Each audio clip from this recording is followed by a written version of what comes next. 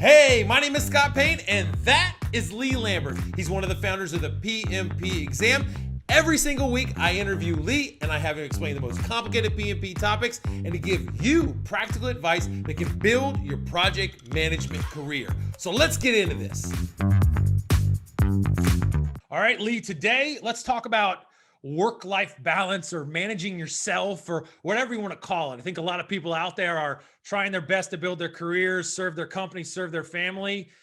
And I'll just say personally, occasionally I feel like I'm failing on all of them. So like you've been through the ringer, you've done all these things. I just wanted to kind of talk to you about how do you advise people? How do you think about like building a career that lasts, pairing that with a family, stuff like that? So Yeah, I think it's a tough, in today's environment, especially, we are asking people to do more than they've ever done before.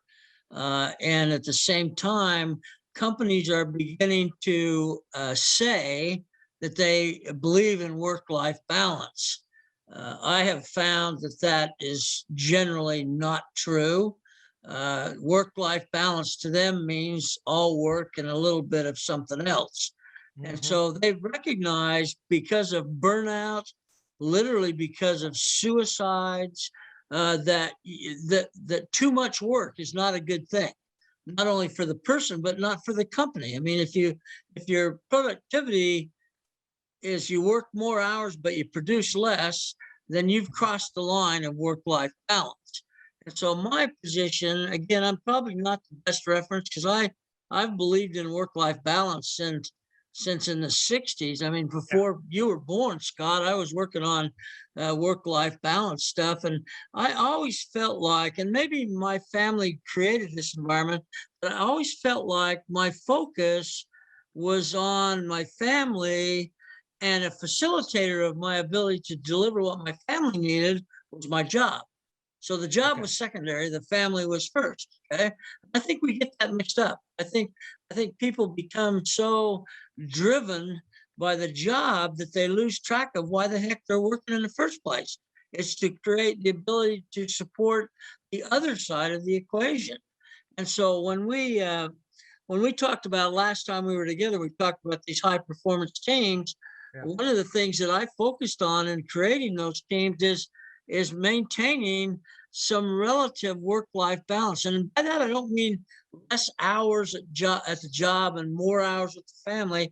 What I mean by that is that the family has to be supportive of the amount of effort you're putting in the job place, recognizing, hey, we're doing this for the good of the family. If we can begin to build that relationship. So when we had special events, we included families. They became part of the team. They were part of the work-life balance, and we made that happen in a way that people began to realize, now I know why dad or mom is getting home late at night, tired, and can't wait to go because they're working hard so I can have kids go, I can have toys, I can go to camps, I can do the things that we want to do as a family. So maintaining that is difficult. And the organizations have created this philosophy of work-life balance. I hear it all the time. But when I have private conversations with people who work in a work-life balance environment, it's a crock. Because the priorities being established by senior level people, many of whom do not understand work-life balance in any way whatsoever, are only focused on accomplishment for the organization. And they don't take into account what's necessary to create this sense of obligation, but yet balanced obligation. So I mean, I feel like I have a job, I'm getting paid good money, I have an obligation to do a good job, but I don't have an obligation to forget the reason I'm there in the first place. So I've had good luck with that. But to the extent that you can get senior level management to grasp the true meaning of work-life balance, a very, very difficult thing to do.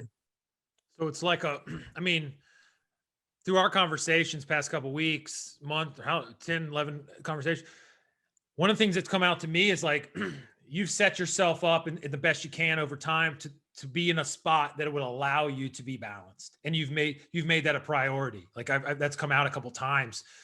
So it starts like here, like in the individual, right? To say like, like you said, I value this to serve the family and have the job be, conduit to that. Right. So I guess if one wants to make a change, they got to look inside and say, hey, this is a priority to me. Is that where it all starts? Not in the company, like, hey, company, please respect me. Is it start with one?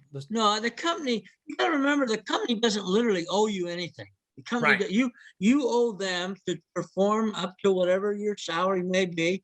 They don't owe you anything, but they've begun to realize that if they can create an environment where people are very comfortable with being there, then they produce more. So therefore, their objectives are being met as well. Now, I think you're right. I think individuals have to make their own priority decisions. And I think back in the, let's see, it must have been the 70s. Back in 77, when I moved up to the Pacific Northwest National Laboratory, I chose that job for a reason that many people couldn't understand. I chose that job because they had flex time. Yeah. The job, I mean, I had a better offer with more money with Washington Public Power Supply. But I decided that it was so important to me to be able to spend quality time with my children as they were young, that I was willing to take less pay with the knowledge that I'd be able to have more freedom in terms of how I spent my time. So I made that conscious decision, and that decision stayed with me the rest of my career. I demanded, and I literally did demand flex time in jobs that followed that in companies that didn't have flex time. And so it became a decision. You either have me or you don't have me. And the decision is, do I get flex time or don't I get flex time? But now to point that in the direction where you have to balance, at one point in time, I got the flex time. The company didn't have it, but I got it. It Right. caused a negative reaction. My people, I had 39 people working for me. And pretty soon they're asking, where the hell's Lee? Oh, he goes home at 3 o'clock every day. Well, wait a minute, I want to go home at 3 o'clock every day. And so I eventually, again, for the good of the company, had to give it up. I had to give up flex time. That was a very painful decision, and one that we talked about in the family for a long time, is being able to understand that you reach a point where if you lose the job, are you any better off in satisfying your family needs? And the answer is no. If you got no money, if you got no job, pretty sure it's not going to be satisfied. So you got to be willing to make trade-offs. And I think that's, I mean, all of us are willing to put in extra time to reach an end state. But what the companies have to remember, and again, this project that I got done in 18 months, somebody asked me, could you do that again? And my answer is yes, I could do that again with a different set of people. Yeah. I can't have that same set that created a miracle because they set their family needs aside in order to meet the needs of the company. They did that once, but that doesn't become the norm. You give me a new set of people, yes, we can do that. And I think people have to understand that there's a point where you cross that line of diminishing returns, and that's something that management tends to not be as aware of as they probably should be. I understand. And yeah, you said like you could replicate it just with a different group because you rode those people and created this environment and this, like, we're going up Mount Everest. If you just threw another Mount Everest, you might have some drop off and deterioration and all those things. Like, well, the other thing that you have to understand with that is that, and I'm proud to say this, some people thought I wasn't doing what I should have done. But when that team was working 14 hours a day, 7 days a week for 18 months, I wasn't staying 14 hours a day. Are you crazy? I mean, I got family obligations, see, but the key is, did I provide the clarity of expectation? Did I provide the guidance those people who were working 14 hours a day needed? I didn't want to create an environment that I had to be there to hold their hand. I had to make sure they had what they needed to do the job I'm asked them to do. But physically, I wasn't there. I just wasn't there. And I wouldn't have been, because otherwise all I would have been doing is basically babysitting professionals. And I don't think we ought to get in that business. yeah. And so that's good for like those people that want to say like, well, this is all great, but like I got 40 something people, like I got to be there. So maybe they don't need to. Maybe they need to look inside and say like, how am I setting this? How am I setting my people up? Am I empowering them? Am I skilling them up? All those things to be able to create like a work-life balance? Like maybe they need to be better managers in a sense, I would Well, assume. they do, and we need to provide them with enough guidance that they can operate on their own. I mean, we throw this word empowerment around like it was easy to do. It's Mhm. not. If you don't give them the direction that they need and the understanding of your expectations, you can empower them till the sun doesn't shine. They're not going to get the job done. And so you Sure. have to do that. The other thing that I did to sort of build the recognition of why, I'm gone to work during the day, is I'd go home and practice some of the things. I mean, when we planned a vacation, we'd sit down as a family and plan it just like it was a project. And I'd use schedules and I'd use things that I use in the workplace. So now all of a sudden people are going, oh, okay, I see what you're doing now. I understand that. And so you start to get that cohesion where Mhm. it's not you and they, it's us. And it Mhm. paid huge dividends. I mean, it's something that I think a lot more families should do, is practice project management at home. There you go.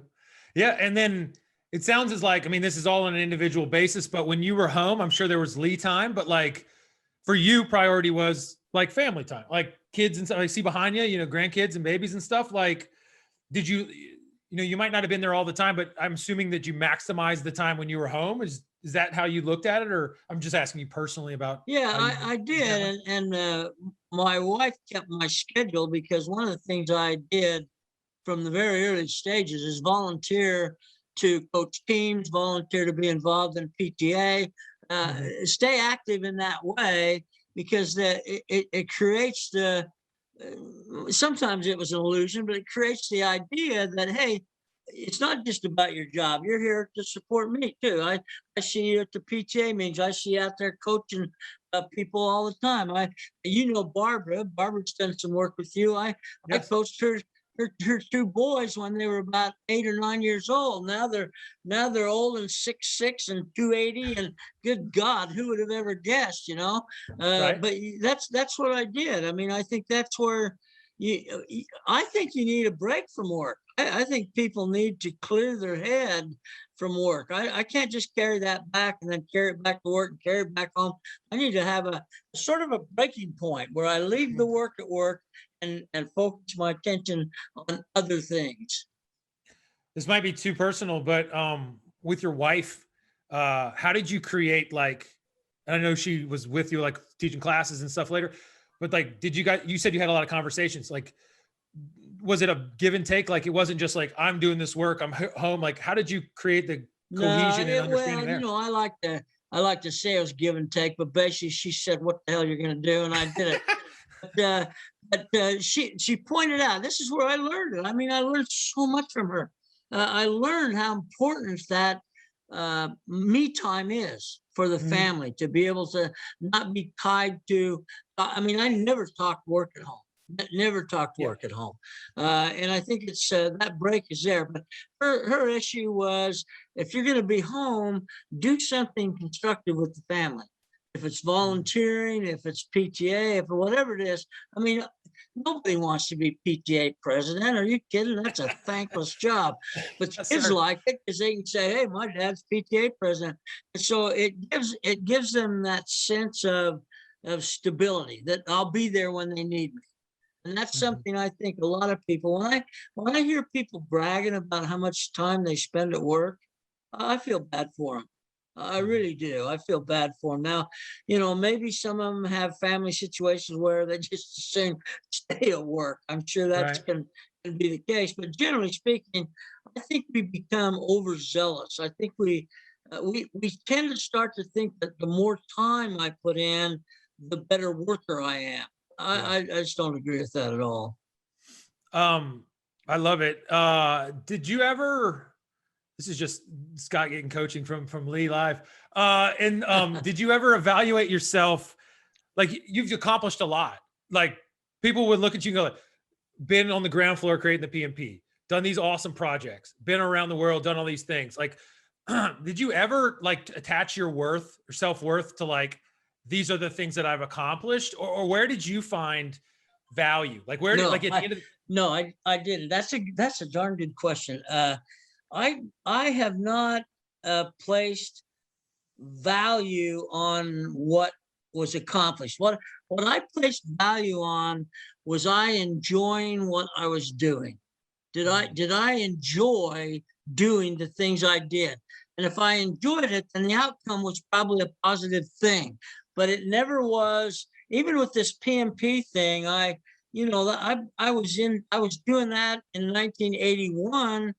I didn't brag about that. I didn't talk about that. And then all of a sudden, everybody's going, "Well, you're a PMP," and so I claim that now. But I Yeah. didn't do that because of that reason. Who would have known? Who knew in 1984 there's going to be 1.3 million PMPs? I mean, who knew? Yeah. So everything. I love life. Everything I do is because I enjoy it. And if I enjoy it, then there'll probably be a good outcome. Like I'm doing this women in project management thing now. I'm North American representative in a big session this Friday. And I'm not doing that for I'm doing that because it really looks like fun. I think women have a very powerful place in the future of project management. So if I can contribute to that, that's good. If anybody talks about it later on, I could care less. And I think that's what we want to do, is want to have fun. If you're not having fun at work, then it's probably work. That's the way I look at it. And I never was a big fan of work. I never have been. But I love the way that you frame it. Like, if you're not having fun at work, then it's, what do you say? It is work, It's work. or it's not? It's work. It's work, and it shouldn't be work, right? It should be like, it shouldn't be work.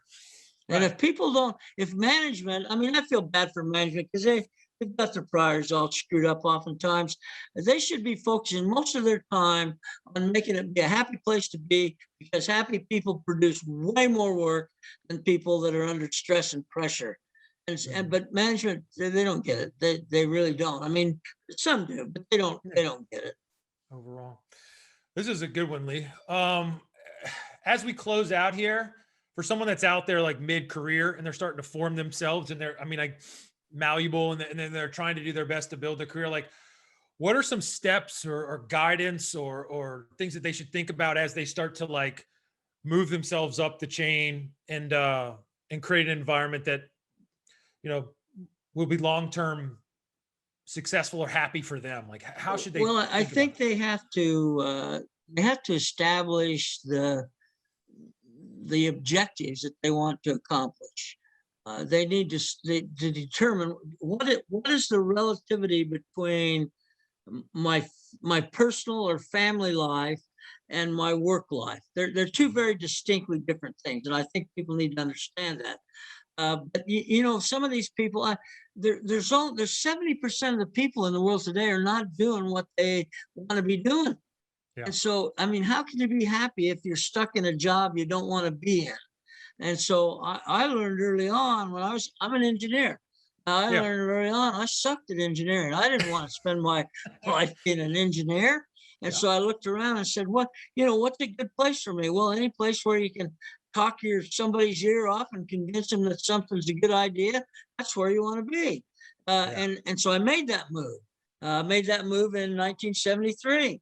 And people need to sit back and take account of where they want to go, because there's so many people, older people, not as old as I am, but older people who've been doing what they don't want to do for so damn many years. It's sad. It's really sad. These are the people that can't wait for retirement. Oh my God, I can't wait for retirement. I'm 74 years old and I get emails every day. When are you going to retire? And I said, well, I'm horizontal. I'm not retiring. I love what I do. Why would I retire? And so if you can create that sort of an environment where my kids say all the time, you really love what you do, don't you? And I do. I really do. Because they're after me to retire. Kick back, take it easy. Wow, how boring would that be? But for some people, that might be okay. Get your objectives clear, get your understanding, get your family bought in on where you're going, and then start moving in that direction. It takes tough decision. It's a tough decision to make because it's going to cause change. This is good, Lee. Well, I appreciate it. I think this is like for people that like can slow down a teensy bit, myself included, and say like get a better foundation, get a good thing, and then move forward. I think like we could all hope to be in a place where you are, like appreciation and mental wise. And so I think that's a gift. I really appreciate it. Appreciate the insight. My pleasure.